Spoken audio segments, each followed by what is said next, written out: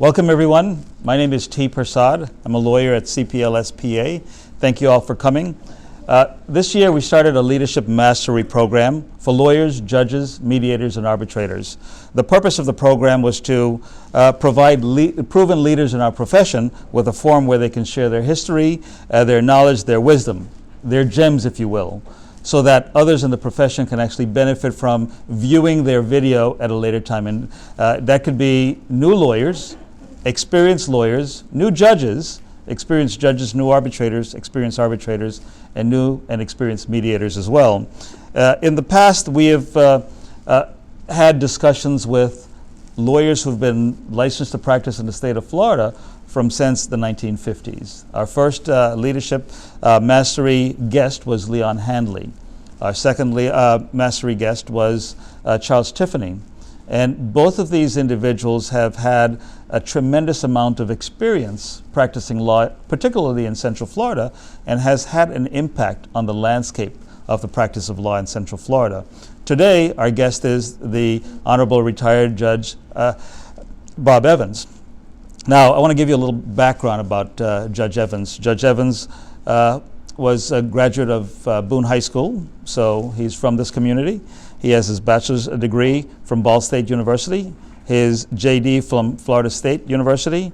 After graduating from college, he enlisted in the Marines, was an officer in the Marine Corps, where he led numerous, I don't want to say men only because you were involved. When I did it was just men when you did it. And when he left the military on a full-time basis, he enlisted. He enrolled in law school, went through the law school program, graduated, and had the opportunity to work as corporate counsel for Page Abject, where he spent a number of years not only representing the corporation on domestic relations issues, but also international issues. And so his background as a lawyer is not only as a lawyer in the domestic arena, but also in the international arena. In 1995, he started serving as a circuit court judge in Orange County, Florida, and retired in 2015. Since 2015, he has continued to serve the legal community as a mediator. His service to the community, in my experience, has not only been in his technical capacity as a lawyer, as a judge, and as a mediator, but he has served in other ways as well. One way he has served, he has helped initiate and actually see some of these programs come to fruition, such as programs for children in our community, for families in our community, the criminal justice system, just to mention a few. He's also served as a mentor to lawyers, to judges, and to mediators. So his impact has not only been in his technical roles, but also in his role as a community leader. So welcome, Judge Evans. Thank you. Thank you for spending some time with us today. All right. I hope I have a few pearls for you. I'm sure you'll have more than a few, and we'll really appreciate those. So let's start off with you telling us a little bit more about your background. I gave a general overview of your background, and if you can help me out and give me a little deep dive. I know that before you went into high school, you traveled around the world because your dad was in the military. If you can start there and help us understand about your background. Well, I'd say this first. Neither one of my parents graduated from high school. Sort of a different day and time. But they're great people, hardworking people. My dad, when he was fairly young, his father died. He was the oldest. So he left school and went to work in the steel mills to feed the family. And when his next oldest brother was old enough to work in the mills, he left, and my father joined the Marine Corps, went to Parris Island, graduated first in his class in a series. And if you've been in the Marines, you know if you finished first in your series, they give you your choice of duty stations. And my father told me the story about he got the list, he went down it, looked at all the places available in the world, and he picked a beautiful, idyllic place in the South Pacific called Pearl Harbor. And he was there on December 7th, 1941. And then he went to Guadalcanal, Iwo Jima, Tarawa, fought in the Korean War, and had 2 tours in Vietnam. So my whole time where I was born, I mean, we lived in a different place every 2 years, maybe 3 years the most. And and I think that sort of changed the landscape for me and helped form who I am. And you know, when my father finally retired, we came to Orlando. He went to work for Disney very, very early, you know, years before the park opened. And so this really became my first real home. What impact did that traveling as a military child have on you in terms of life lessons that you took from that experience that served you well later on? Two things. One, I just had to learn to adapt to a new set of friends and a new school and new everything every 2 years. It's just a lot of people that grow up in the same place and spend their whole childhood someplace don't have to deal with that, and they get in this sort of zone of comfort. I was never there. So I always had to learn to adapt and learn to make new friends and to sort of learn to be outgoing. And the other thing, because of what my dad did and where we lived, I mean, you know, I grew up with sort of a really, I would call it rich, multi-ethnic and cultural background, where, I mean, we had, you know, I had black friends who lived next door to me and I went to school with, and you know, Hispanic and Chinese ancestry, and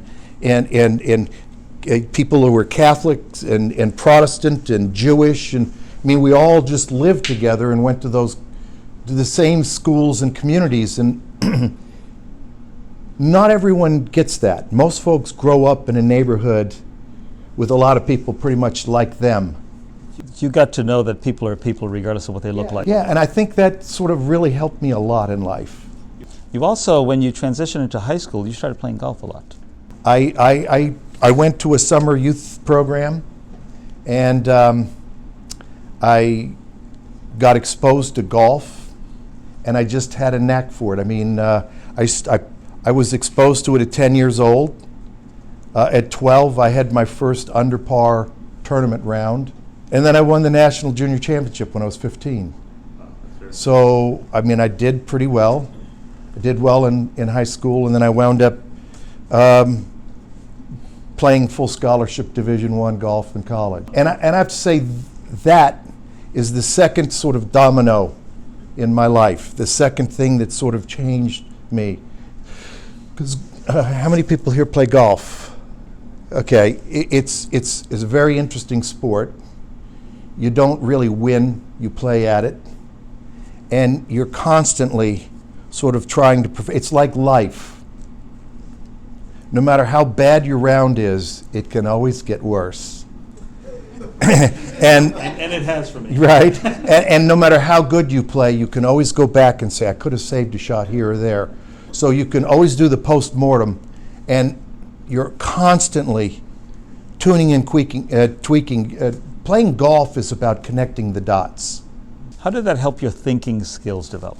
It's sort of constantly looking and spotting patterns. I tell a story about my wife Valerie and I took the bar together. And Valerie's very, very, very, very bright, smart, you know, third in her high school class, probably first in her college class, did very well in law school. We were taking the bar exam, and they have a separate ethics exam. And we were going to the Barbary review, and Valerie was studying the ethics, you know, the opinions and the advisories and the rules. And after the first day, I looked at her and I said, well, this is simple, Valerie. I mean, whatever answer screws the lawyer the worst is the right answer. And it's the most ethical thing to do. And I didn't go to any more of the Barbary review. And she really, really got angry at me. And when we took the exam, it was a 2-hour exam, I finished it in 20 minutes. And I went and had a hamburger and a milkshake, I think strawberry, if I remember right. She used every last second. When we got the results, I got 49 out of 50 right. 2 days after you took the bar exam, you got married, right?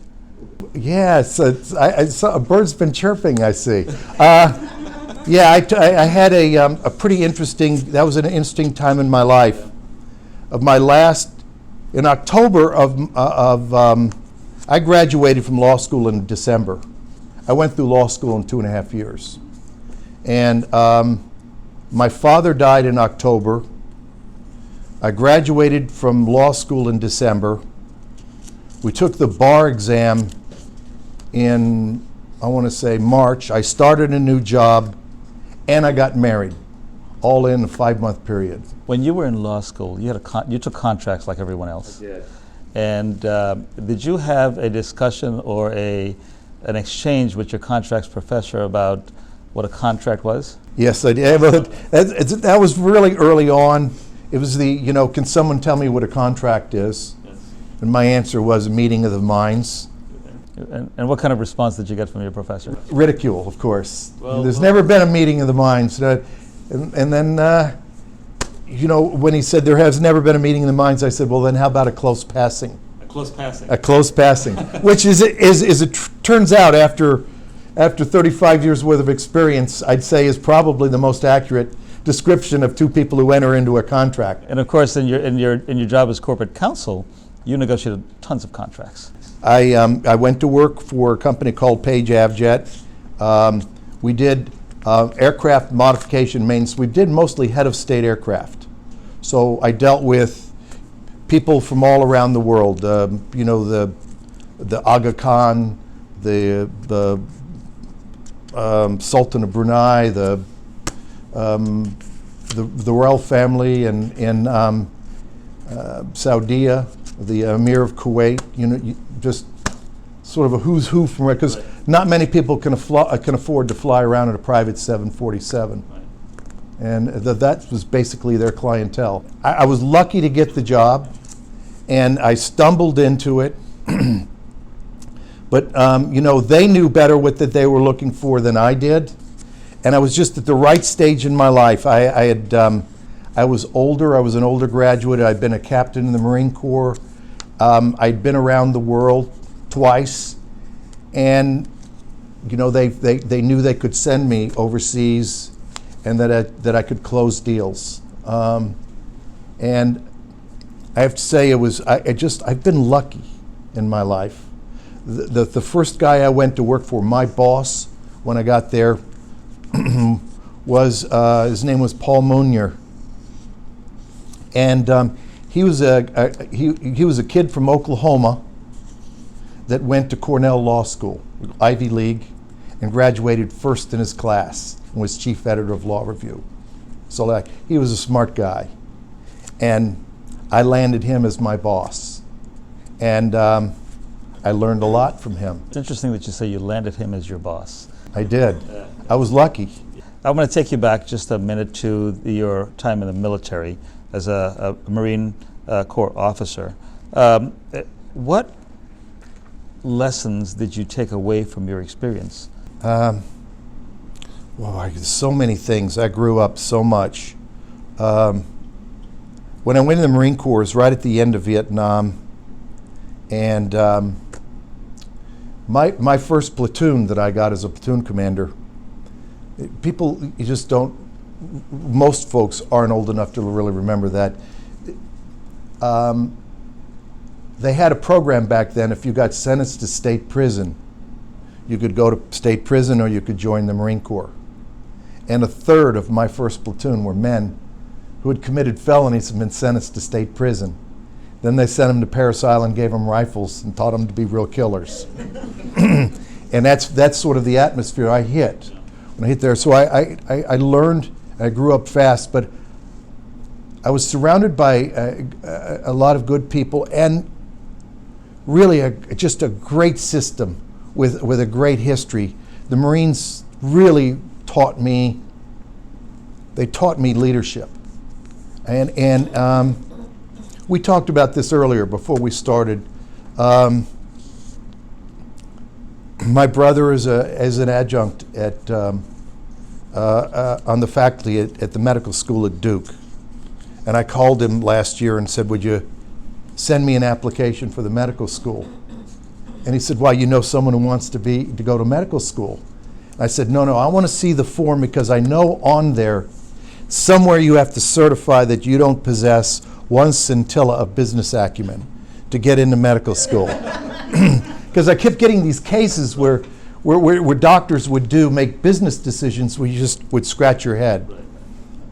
But I had the same thing with lawyers and leadership. They don't teach leadership. And I've talked with this about when I was getting ready for this with my wife, about like my 4 rules of leadership. All right? The first rule: never ask someone to do something you won't do or can't do yourself. Walk the walk. You have to. That's the first rule of leadership. You can't give someone a crappy job that they know you haven't done or can't do or won't do yourself. That's first. Second, they have to know that you always have their back, no matter what happens. Even if they screw up, you have their back. You're gonna, to the best of your ability, take care of them. Third, and this is the golden rule: you can never put your interests in front of their interests, ever. And an example of that is, there is no Marine Corps officer alive that has or will ever take the first bite of food until every one of the men under them have eaten their meal. You just don't do that. Right. You don't do it. They can't be in line or hungry and see you eating. They if they run out of food, they're going to run out of food on you, right, and you're going to know about it. But that's the golden rule. You can't ever put your interest in front of them. If you do, they will see it, they will smell it, they will taste it, right? And the fourth rule is, and this is the one I think a lot of lawyers fail on: take pride in your job, but understand your job is to make the people who work for you succeed. Yes. There's never been anyone who worked for me that ever had to be afraid of putting their resume out on the street. They'd come to me and I'd say, "Great, what can I do? How can I help you? Who can I call?" Because I wanted to succeed. Why shouldn't they want to succeed? I wanted to progress. Why shouldn't they want to progress? And you should measure your own success in their success. But I tell you, if you do those 4 rules, those people will take a bullet for you. They will. They'll take a bullet for you. And when you're not in your office, they'll take care of you. They'll take care of your business. They'll take a bullet for you. And your clients will know that. They will. So in your experience as a lawyer, as a judge, as a mediator, using this experience that you obtained as a military officer, can you give us at least a few examples concretely of how you've used that in your practice as a lawyer, a judge, and a mediator? All right, I can tell you, so I guess my professional, because I've had several distinct careers, but after my post-Marine Corps career, my post-law school career, 35 years, I've had 2 secretaries. I had one in the corporate world, and the only reason she didn't stay with me was because she couldn't go from $50,000 a year to $29,000 a year is what they pay JA to start. She just couldn't afford to do that. So I got my JA when I came on, and 20 years later, she was my JA. There are judges who I know who go through 6 JAs a year, 7. They just constantly go through JAs, and they don't understand how to be leaders. Well, you have to understand how to work with people, number one. You have to understand how to have people work with you, and you have to understand how to make sure that that person grow and develop in that job and beyond. Right, and part of it is picking the right person to start with. If you pick the wrong person, you do them a disservice. If you're trying to do someone a favor who you don't really think can do the job, or you give them a job that they're not trained for and they can't do, they're going to hate it and they're not going to do well. So, you know, I see partners in law firms, and I've seen it over the years, treat associates poorly, and you know, leave associates in there. Oh yeah, I want this by tomorrow morning, and they have to work through the night, but you're going to go out to the theater and you know, and then to dinner, and then get a good night's sleep and come in and criticize the work product when you come in. It's those kind of people don't last, and they won't get the work product that they're looking for. So these life lessons that you talked about in your formative years, how did they impact your decision to become a lawyer, to go to law school? It intrigued me, the profession, and I had a few difficult experiences in the Marine Corps, and I had an epiphany. I said, maybe this is not what I want to do forever. I mean, let me just say, I was a 27-year-old company commander, and I was the old man. I mean, the only one older in my company than me was maybe our first sergeant, who was like 32 years old. It's a young man's game. And I just gotten to the age where I started looking, what do I really want to do? What do I want to do with my life? And I had you know, a good friend who was my CO at one point, and had really encouraged me to go to law school because we had talked about it over a few campfires at night. And you know, I remember him. So you know, later on he got kidnapped by the Hezbollah and hung on live TV by Al Jazeera. So you know, there have been some things in my life that sort of like stars in the sky for me that I follow. So yeah, there have been a few people. He was one. And then second was I got lucky. You know, I got lucky when I hit Florida State, of course, and I got lucky when I met my wife, who was a first-year student. Someone told me a long time ago that 90% of your success really depends on who you marry. And she is everything that I'm not. And so we've been a good team. A wise woman told me recently that a good couple complements each other, and that word complement is important because it indicates that you complete each other. Valerie's an English literature major. She's a great writer. It literally makes my brain hurt to watch her work a math problem. It's like looking at the sun. You've got to just peek, because if you look directly at it, your head explodes. Right. She eventually gets the same answer, but our brains work differently. Right. So I don't know. I've been lucky in life. You know, maybe I create some of the luck, but I've been lucky. You know, I had great parents. I grew up, you know, in a great way. I saw the world. I moved around. You know, sometimes I feel a little like Forrest Gump at some of the things in my life. When my dad was in Vietnam, my uncle was head of Arlington Cemetery when John F. Kennedy was killed, so I was at his funeral. And I dug up some pictures when I was looking through some pictures from here, some old Polaroid pictures I took at his funeral, and some of the places I've been and the things I've done. So I want to transition over to your professional life cycle. Okay. And I know that you have a professional life in the military, but I want to talk about your legal professional life cycle for a minute. Based on my research on you, yes. You have 3 professional jobs in the legal profession. One is a lawyer, one is a judge, and one is a mediator.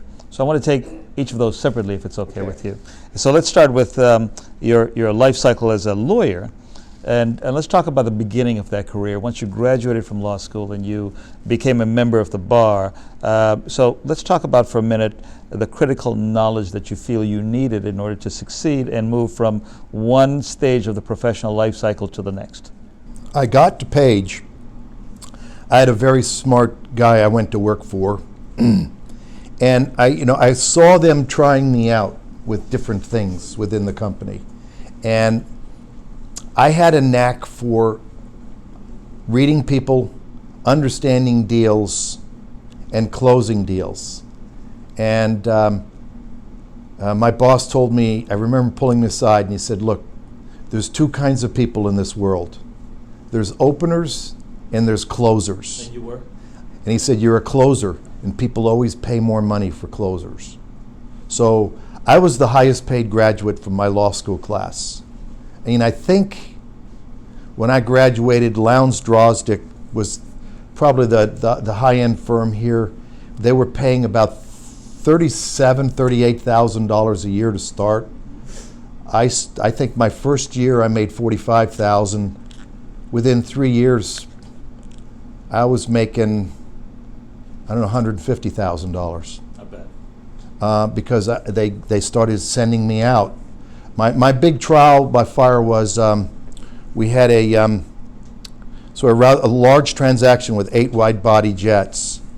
We were buying 4 747-200s from Canadian Pacific in Vancouver, and buying 4 DC-1030s from Pakistan International Airlines in Karachi, Pakistan. And I had to go to each of those places, negotiate the deal, because we were buying from the airlines and selling to the other airlines. And that was a difficult deal, but I closed that deal, and I did that. And it was written up in the Wall Street Journal. And Was it a smooth transaction from beginning to end? oh gosh, no. Yes. No, because the cultural differences. The Pakistanis are so culturally different from the Canadians. So as a lawyer, you drew on the experience that you have understanding different cultures Right, from your days when your dad was in the military. right, and in days in the military, sort of like traveling. Oh yeah, yeah. So those things served me well. So what about skills? What critical skills did you need during those first years? Well, I guess I'd say the Marines, and I don't know quite how they do it, but they do it. When you're done, no matter what they tell you, if your CO tells, T, go build a nuclear reactor. Yes, sir. And that's it. And then you're going to go off and you're going to figure out how to build a nuclear reactor. You don't know anything, but you're going to do it. And you're either going to do it or you're going to die trying. So I hit this new company. They said, okay, we're giving you this deal, go do it. And I had some good people around me, but I can remember calling my wife at odd hours and telling her that it was like I was in the twilight zone. We went negotiating the contracts. When we would start a deal, and I did merger and acquisition stuff, it's 16, 17 hours a day, 6, 7 days a week. I mean, you dive in and you do it. So what relationships during this period of time in your career as a lawyer did you find that were critical for you to get the job done and for you to develop into the next stage? First, you have to have a stable home life, and I credit my wife for that. I mean, without that, it's sort of the foundation. Without that, it's almost impossible. Then It distracts your focus. right. Then I had some really smart people I worked for, where I could ask, questions, and I could count on them for honest answers and the technically correct answers. And third, they trusted me. Now, some of these people you chose, and some of them were chosen for you. Right. When you were choosing these people, did you have a thought process? Did you have a methodology? How did you go about doing that? In particular, I want to focus on, you were on a lake in Osceola County one year, and you got a call within an hour you had to be on a plane. This was when I was with Paige, and I eventually became the general counsel for the company, and we did business all over the world. So no matter where, so I was, you know what a lawyer, the definition of a lawyer is, you know, a professional beater-outer of fires. That's what you do. And so we had a lawsuit that was going in Texas where we were collecting a debt on a brokerage deal on a jet. And apparently I was on vacation with my wife at a fish camp. They always had a knack for finding me, wherever I was. I mean, and they prided themselves on that. I mean, we would have people who would be, you know, in a cabin in, you know, in northwest Saskatchewan, you know, with no phones or no satellite service or anything. And our company would literally hire a plane to buzz and throw a rock down with a message, you know, call the office. So they got me on a phone at a fish camp and said, you've got to be in Texas tomorrow morning. Yeah. Did you make the flight? Well, we had our own airplane, so yeah, it was waiting for me. Yeah. Ran home, packed our stuff. In 2 hours, I was on a plane. I hit Texas, and that was an interesting one because it was when I really learned at that time in Texas, the sort of the litigation sort of style was very interesting. First, at that point in time in Texas, every 4 years a judge ran for his office.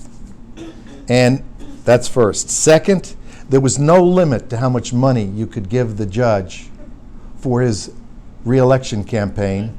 And third, whatever he didn't use in his re-election campaign, he got to keep. He paid taxes on it, but he got to keep it. So every 4 years is sort of like a feeding frenzy. So I got a little taste of the local bar there. This is an exercise in what I call connecting the dots. So I show up, we were the plaintiff. They had filed a counterclaim against us. On the first day of trial, the judge, sua sponte, entered a summary judgment against us, realigned the parties, made us get up, switch tables, and sit down, and then brought the jury in. And we were the defendants. And I called the office the first break, at lunch the first day. They said, "How's it going?" I said, "Bad." I said, "Well, what would make you say that? You're only at lunch on the first day." And I said, "Well, I just saw opposing counsel go to lunch with the judge." That's bad. That's bad. And they wound up getting a $5 million judgment against us. That wasn't the end of it, though, was it? No. So then I spot the pattern. And so I did some reading, and I found the appellate firm, the Jaworski firm, that gave more money to the appellate judges who were running for re-election than the entire rest of the bar put together. Right. So I hired the Jaworski firm. And interestingly, at that point, they wouldn't work for a fee. They got a percentage of what they saved. Smart. Right. Still a good bargain. We hired them. They got the case reversed and remanded with directions to enter judgment for us. So choosing the right people, critical. And spotting the patterns. I have to say, in Texas, all of that has changed since then. There were a lot of things in Texas back then. Like I was down in McAllen, which is they call it the Valley, right. And at that time you could sue a railroad anywhere that they had tracks in Texas if you had a case against them. The railroads literally went and tore the tracks up in South Texas. You know, they say that the quality of our life is the quality of our emotions. On a daily basis, we can experience positive emotions or negative emotions. In this profession, as a lawyer, you certainly experience your share of negative and positive emotions. During this initial stage of your professional career as a lawyer, can you tell us a little bit about some of the positive and negative emotions you experienced?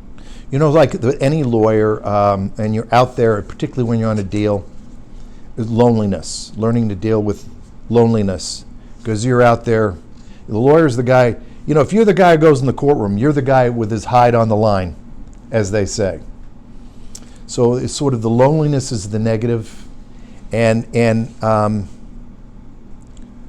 the self-doubt is another weakness that I think that everyone has. And if you're smart, you're going to have some self-doubt, and if you don't have some self-doubt, something's wrong, right? Something's wrong. And then and then just having the wherewithal to sort of like buck up and say, and that's the former Marine coming out in me. By God, I'm going to do this. I'm going to give it my best effort, even if I go down in flames. I'm going to do it. I'm going to give it my best effort right to the end. Jumping back as your time as a lawyer, did you have the opportunity to sit in on cases where you hired local counsel to represent Page Abject? We always hired the best, yes. And I was second chair with them, yeah. And I was a sponge. Although I have to say, most of my experience was in the federal court system, so when I hit the court system, it was kind of a shock. Yes. In the federal system, we spent sort of a month getting ready for a hearing. Right. And in the court system, you get guys who just pick up the folder and go, my client, Mr. Smith, they have a higher caseload and they're doing a little more winging it. I feel that pain because I was trained in the federal system before I came here, and it was a shocker. It was a shocker for me. But I have to say, I had the opportunity of doing it all over the country. So you could see what you liked and what you didn't like. I mean, I talked about a few of the things I didn't like in Texas, but I mean, I saw some really, really, really top-notch lawyering for some sort of big money cases. So that served me well. And then you transition out of that glorious, fabulous, exotic life and decided to become a judge. Tell us a little bit about that thinking that went into that and the decision-making process. I was really getting tired of the travel. Stupid travel. I mean, people think you travel. There's travel and then there's travel. I think my last week, I just said I woke up, I flew to Tallahassee for a breakfast meeting, and then I flew from Tallahassee to Las Vegas for a meeting, and then I flew to San Francisco. I spent the night, Monday night in San Francisco. I spent the night there. I had a meeting in San Francisco. Tuesday morning, I flew to London, England, had a meeting, didn't even check in. After that meeting, flew to New York. Then a night went through on the way there on the plane. I spent the night in New York, flew back to Las Vegas for follow-up meeting, for my Monday meeting, then flew back to Orlando. That was my week. So your experience not only spanned the airline industry, but also the casino industry. Yeah. It was one of the little factoids not many people... I was always worried this would come out in a campaign. Right. I am certain that I'm the only judge in the history of the state of Florida that was previously the president of a Las Vegas casino. Right.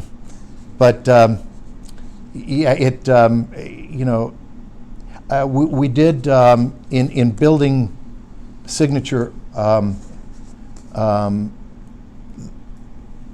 the company.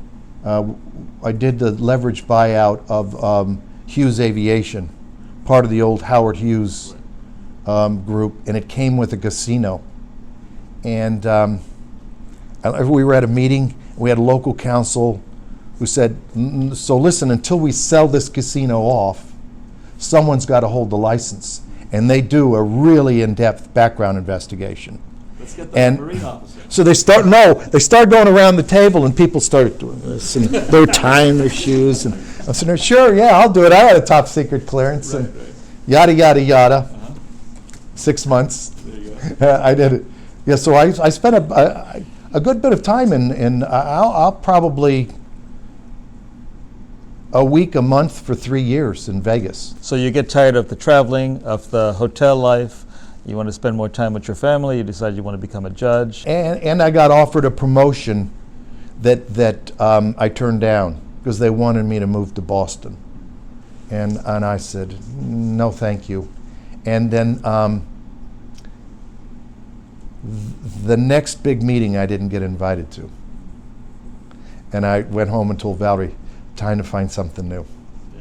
It was time anyway. How easy was it to transition from being a lawyer to becoming a judge? Hard. How was the election process Hard. for the first time? Hard. Did you have a whole crew? Yeah. Aubrey Ducker was my crew.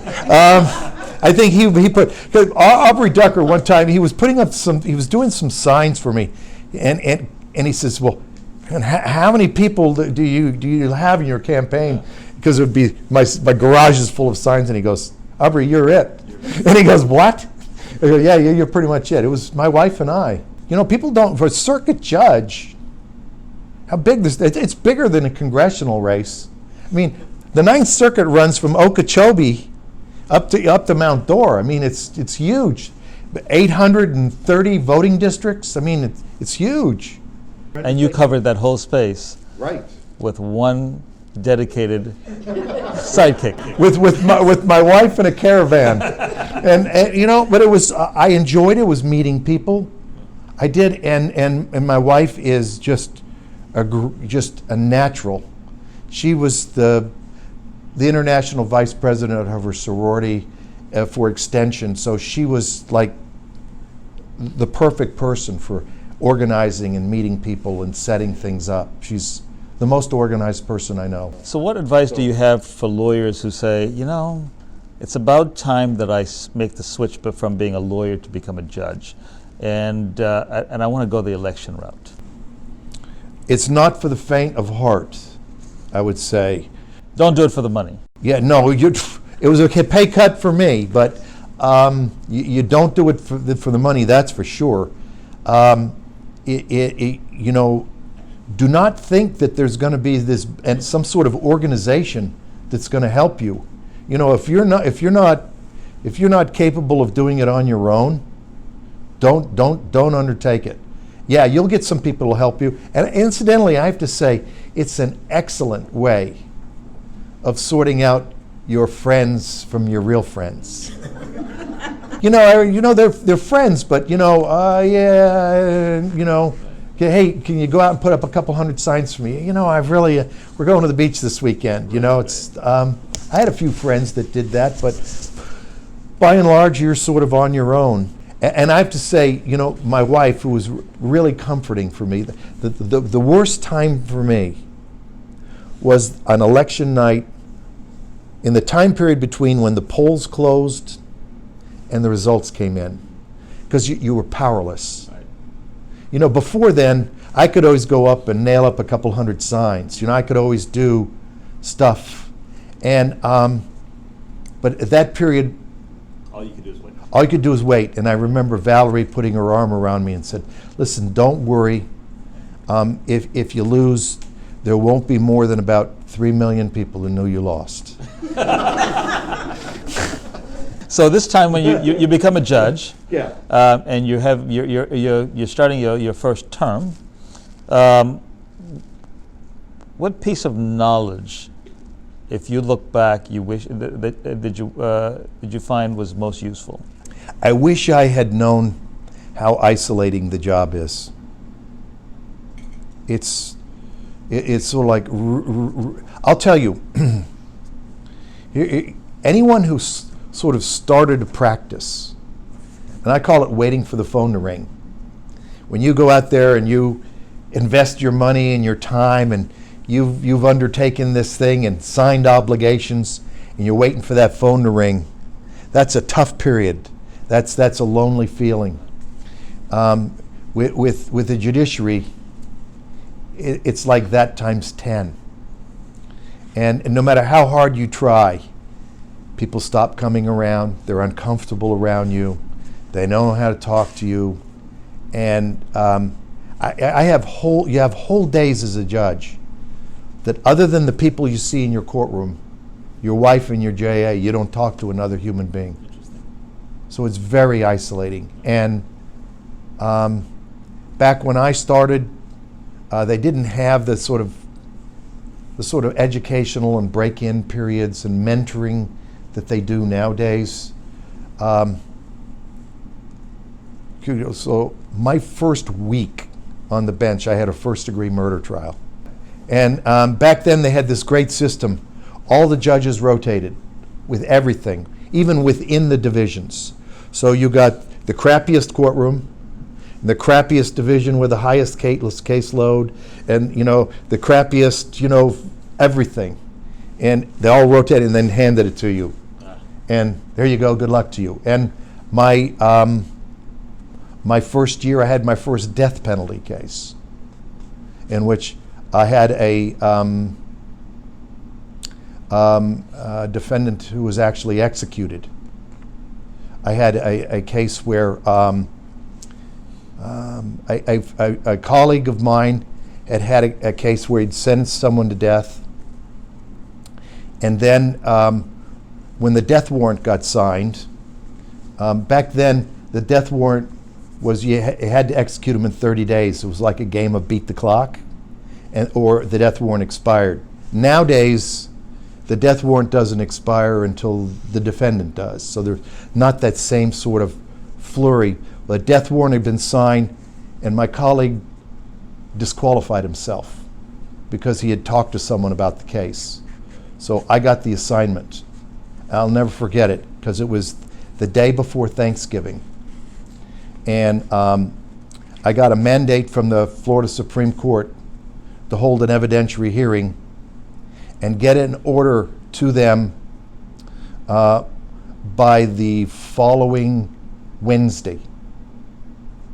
So it's Wednesday. I've got Thursday, which is Thanksgiving, Friday, Saturday. Friday, Saturday, Sunday. Right. 2 days you have. Right, and then I had my hearing on Monday and Tuesday. Right. So I had gotten the record of trial sent to me. The clerk of the Supreme Court was coming to Orlando to visit his brother for Thanksgiving. He carried me the 6,000-page record of trial that I had to read over Thursday, Friday, Saturday, Sunday. I held my evidentiary hearing, stayed up through the night on Tuesday, wrote an order that was reviewed en banc by the Florida Supreme Court the following day, and then en banc by the U.S. Supreme Court 2 days after that, and then the next day after that he was executed. So, and there were times where you're going to ask yourself, now why exactly did I want this job? You're experiencing a lot of emotions. And I imagine in some courts and in some cases, not a hell of a lot of positive emotions. How do you deal with that flow of negative emotions that are associated with the lawyers in the case, the parties with the case, and the subject matter of the case, and the decisions that you had to make? You have to have a solid family and family life. That's how you do it. If you don't have that, it's easy to drift off into the nether. I say one of my pieces of advice for people who are going into the legal profession or in the legal profession is, as best as you can, eliminate the vices in your life. We all have them, whatever they are. It can be from drinking to eating potato chips, as best as you can, nurture your family life. For me, in my life, it's the building block. That had I not had that, I don't think that I would have had nearly the same experience. And I was lucky again, because there were a couple of my colleagues, Dick Conrad, Belvin Perry, Alice Blackwell, who was sort of like there for me. I could always, it didn't matter. I could go in, I could go into court, and they'd be in court, and I'd give them like that. They'd break court, and they'd come and they'd talk to me. So I think another thing, my advice to lawyers, find some friends, and it can't be a large circle. Find 2 or 3 or 4 really good friends. Jay Cohen's another one, who's now at the Court of Appeals, was a great friend of mine, who can give you advice, and be willing to listen. Whether you like it or not. Whether you like it or not. I had an incident my second year on the bench, where, someone, I was talking earlier. One of the things about being a judge was, and you can't appreciate it till you're there, is you're like, you feel like you got that. You're always wearing a target, and you're the duck in the shooting gallery, and people are always taking shots at you. And I had sort of a bad incident where people fabricated a few things. It hit the press, and I went to Belvin Perry, and he gave me some advice. Says, Bob, roll off the criminal bench and move over to the domestic bench, midterm. Where you spent quite a bit of time. And my thought was, well, if I do this, then I look guilty. It looks like I've done something wrong, and my visceral tendency is, screw that, I'm not going to do that. But, if I go to someone who I trust for advice, and he gives me that advice, I better damn well really think about it. And I thought about it overnight, talked with my wife, and I said, I'm going to take his advice. And it was the best piece of advice I ever got. I hated it, and I didn't want to do it at the time. And I went to domestic, and I flourished there. Walk us through your thinking there, why you made the decision, and how you made sure that the transition was a manageable one. Okay, so there were two things. One, I hit 62. So at 62, it's the normal retirement age, which means you can take your retirement. You can take your retirement without a discount. If you retire early, they take 5% for every year early that you retire. So I looked at what my retirement would be, and I looked at what I was making as a judge. So I said, I'm at the point where I've got to decide. I either do this job until they kick me off, which is now 75, or I try something new. And I have to say, for me, it wasn't fun anymore.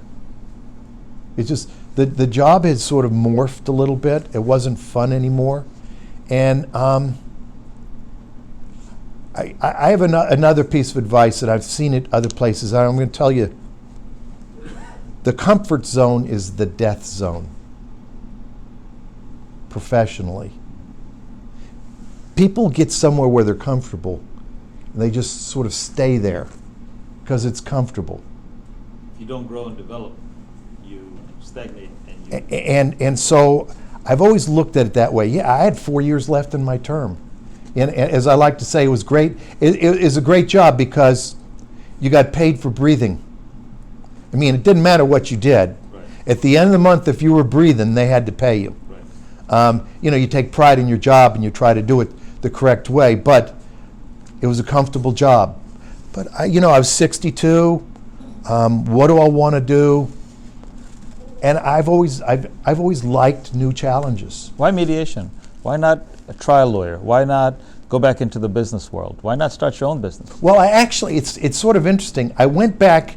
I really tried to develop the private trial world, and so I really marketed private trials very, very vigorously. And I think to date, in 4.5 years, I've done what, Valerie, 20 of them. They just never really, for any number of reasons that. And mostly because lawyers are very, very adverse to change. They're the most resistant people to change on the planet. So I also liked and wanted to do mediation. And as it turns out, I had sort of a knack for it. And I have to say, even with that, for the first 6 months, waiting for the phone to ring. You've done it. You've transitioned from bench to become a mediator, and you become successful as a mediator.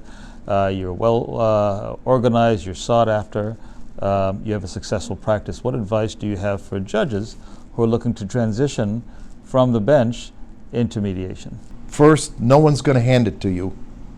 You've got to look at it like your business. And it's like any business, and mediation is a business. Practicing law is a business. You've got to approach it from that standpoint. And when I did, I looked at it, I said, okay, how can I add value? How do I add value? And I looked at the process from sort of soup to nuts. And those people that have been at my facility, I mean, we have our own bathrooms. We work really hard to sort of have a really pleasant atmosphere. Valerie always has fresh cut flowers out there. We have, and we work harder than you can think, just figuring out what sort of snacks and sodas and drinks we're going to have. We constantly watch it. What do people like? What do they don't like? Valerie just had a stroke of brilliance a couple months ago. We've added ice cream, you know. But note to self: ice cream. Ice cream, you know. But so I looked at the facility. I said, okay, what else in the process is there that I like or don't like? I looked at mediation. I said, okay, other than the skill as a mediator, what else? Well, part of my one of the things when I looked around at what some other mediators are doing is they go to mediation and they come out with a sheet of notebook paper with like bullet points that everyone signs, which, as we all know, is completely unenforceable and means nothing. And then people go home and second guess everything and then go, you know, well, I don't know. And they call you up. Why didn't I get $4 million? You know, my friend said I should have gotten $4 million. And they second guess the deal and it falls apart. So we have created there a template of like language for every known, you know, dispute in mankind. And as I'm mediating, I have my wife Valerie is a lawyer who's a great writer, and I'm feeding her what I think the agreement is. So when people reach an agreement, for instance, when we have one with a family case with children, we reached an agreement, and I had a complete marital settlement agreement and parenting plan in their hands in less than an hour. It sounds to me that what you're saying is find out what they want. Right. And that's the lawyers, and that's the mediating parties. Go out and get it. Who are your customers? My customers are the lawyers. And I'm about making their job easier. I'm serving them. Yeah, I'm mediating in the parties. A lot of mediators focus on the parties as their customers. Right. The lawyers, I don't do pro se.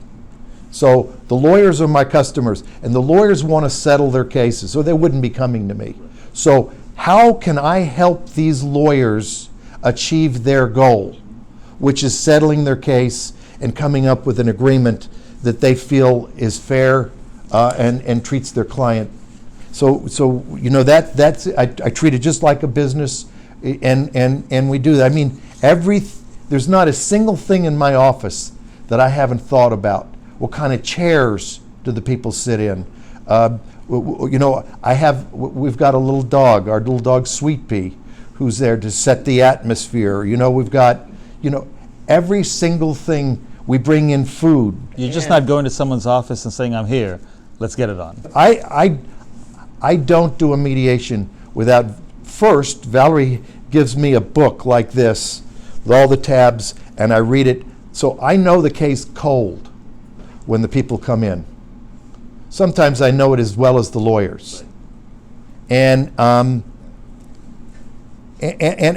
like that's the key. It's about productivity. It's about adding value. It's like that in anything. If you're practicing law, it's the same way. If you're practicing law, your client is your customer. How do I add value? What is my client trying to achieve? How do I help him with that? And I have to add him more value than I cost him. Now, as we wrap up here, I wanted to ask you point blank, if you were to look in the camera and say, this is my advice to new lawyers, what would it be? If I were a new lawyer, I would say, don't immediately go out and try to do it on your own. Do not do that. Because even if you can do it, you're going to be making mistakes. And I would watch it in the courtroom. I mean, you know, the judge is a professional watcher. They watch juries and they watch lawyers. And I watched these young lawyers doing it themselves, and they make the same mistakes over and over. They never get better because they're not around people to learn. So I'd say learn from people. Get a circle, find mentors, ask questions. And even though it's a little harder, spend a little time in the trenches. In the long run, it'll serve you and your clients better. You'll be better, and you'll like your job more. And learn, oh my goodness, learn to connect the dots. I have so many anecdotal stories from trials. I remember a case I had with, and I remember it was with a dead football player at UCF. Their Eric Blanchard case, and it had to do with, he died of this sort of phenomena. We had sickle cell trait, where if you are in anaerobic exercise and your oxygen blood gas falls below a certain level, your red blood cells start sickling, and your blood starts coagulating and sticking, and that's what killed him. But the defense brought in this hematologist from Boston University who testified that there's really not a lot of scientific evidence for that sickling of cell phenomena. And I'm just sitting there, and I saw the two the two black jurors look at each other and roll their eyes. The sickle cell anemia is... Right, because it affects the black community. And as my friend Belvin told me, he said, that's one thing black folks know, because even if it doesn't affect them, it affects someone they know. So I saw them look at each other and roll their eyes. My wife that night said, how's the trial going? And I said, Valerie, at this point it's only a matter of how much. That's the only thing. And I knew it. You know, I used to tell lawyers, if you do trial work with juries, the chairs swivel and they rock. Just watch what makes the jurors swivel and rock. You know, as long as they're swiveling, keep talking. They're listening. As soon as they start rocking, move on to the next thing. It'll tell you. And like, if you watch them, you know, they'll tell you. You can learn. But lawyers get so caught up in the technicality of what they're doing. They want to be right. Yes, they miss the big picture. Right. They see the trees, but they never see the forest. Right. Yeah. So what about judges? What advice would you give to judges?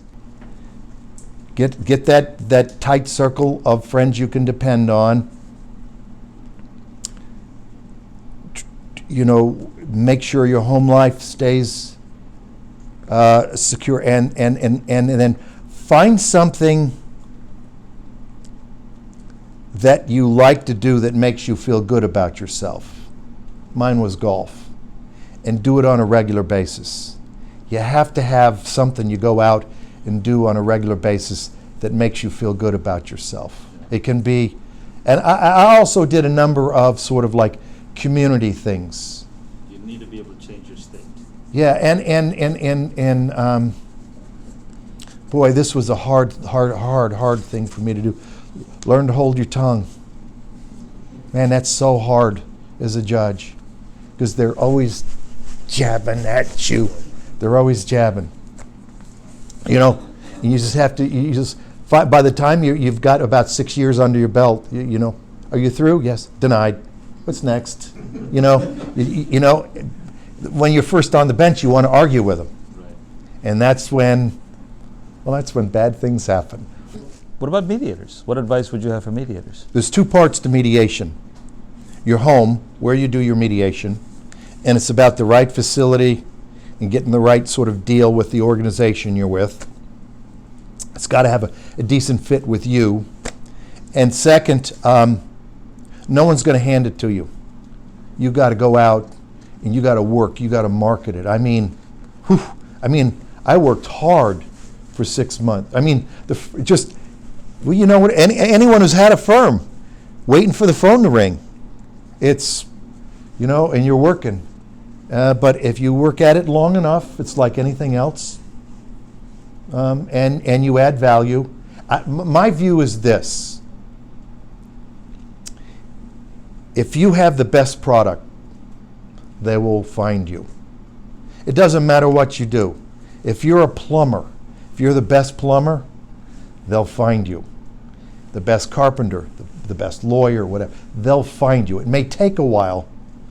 Focus on adding value and being the best.